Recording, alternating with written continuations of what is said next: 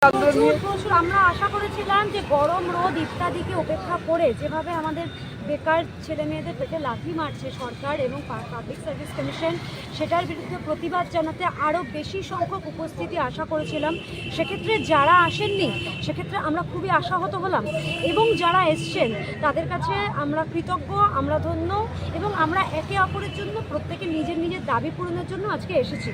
আমরা সবাই জানি আগামী 18ই মে মিসলেনিয়াসের মেইন পরীক্ষা হওয়ার কথা ছিল এবং জুন মাসে হওয়ার কথা ছিল ক্লার্কশিপের মেইন, কিন্তু আপাতত দুটি পরীক্ষারই প্রিলির রেজাল্টের কোনো রকম খবর পাওয়া যায়নি। লাস্ট 17ই মার্চ সম্ভবত 17ই মার্চ আমাদের পিএসসি মিসলেনিয়াস পরীক্ষার অ্যান্সার কিটা প্রকাশ করে এবং তারপর থেকে পিএসসি ফের শীত ঘুমে চলে গেছে। আমরা দেখতে পাই দুদিন আগে ঠিক দুদিন আগে ডব্লিউবিসিএস পরীক্ষা 2025-এর একটা ইন্ডিকেটিভ দিয়ে রেখেছিল। আমরা রেজাল্ট, আমরা সিলেবাস দেখতে পাই, সিলেবাস নয় আমাদের কাছে ওটা একটা ললিপপ, যেখানে ওএমআর শিটে হওয়া পরীক্ষার রেজাল্ট 3 বছর 4 বছরের আগে হয়নি। এখন 2025-এ আমরা দাঁড়িয়ে আছি, তো এই লজ্জা কার?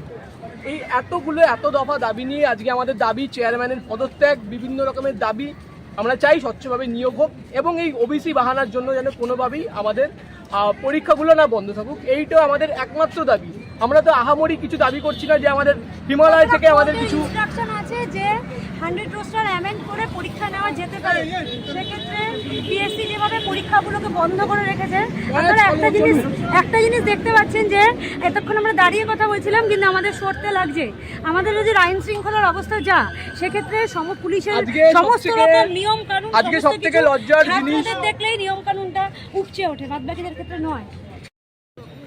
আজকের সবচেয়ে লজ্জার বিষয় এইটা যে পুলিশ আজকে আমাদের আন্দোলনকে অনেকটা দমিয়ে দিয়েছে।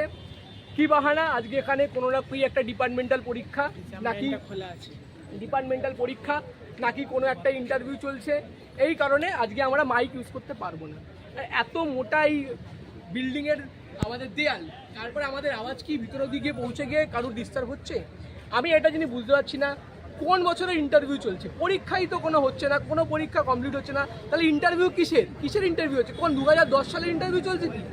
এই কারণে, এই ছোট্ট একটা কারণে আমাদেরকে বলা হয়েছে আমরা আজকে স্লোগান দিতে পারবো না, আজকে আমরা মাইক ব্যবহার করতে পারবো না। তবুও নেগোশিয়েট করে আজকে আমরা স্লোগান দিয়েছি, কিন্তু মাইকটা আমরা বার করতে পারছি না। একটা এত বড় আন্দোলনের কোঅর্ডিনেট করা মুশকিল হচ্ছে মাইক ছাড়া। এই জন্য আজকে আমরা আমরা আক্রোশ দেখাচ্ছি পুলিশের প্রতি। পুলিশেরও উচিত আমাদের দিকটা বোঝা, পুলিশও দেখছে যে আমাদের রাজ্যের কি অবস্থা, কোনো নিয়োগ নেই। পুলিশও একজন নিশ্চয়ই বাবা, তারও নিশ্চয়ই ছেলে মেয়ে আছে, তাদের ভবিষ্যতের কথাও তার ভাবা উচিত, এবং অ্যাটলিস্ট আমাদের যে মাইকটা ইউজ করতে দেওয়া উচিত ছিল, তার জায়গায় পুলিশ কি করেছে দেখতে পাচ্ছ, এই পাশে আমাদের দেখানোর জন্য পুলিশ একটা ভ্যান রেখে নিয়েছে। ঠিক আছে, পুলিশ এবং এটা বলে দিয়েছে যে দরকার হলে 100টা ভ্যান নিয়ে সবাইকে তুলে নেবো আমরা এখানে। এই জন্য আমরা বলছি আজকে যদি আমরা ভ্যানেই উঠতে হয় আমরা নিশ্চয়ই উঠবো, ঠিক আছে, ভ্যানে বসতে হয় আমরা নিশ্চয়ই বসবো।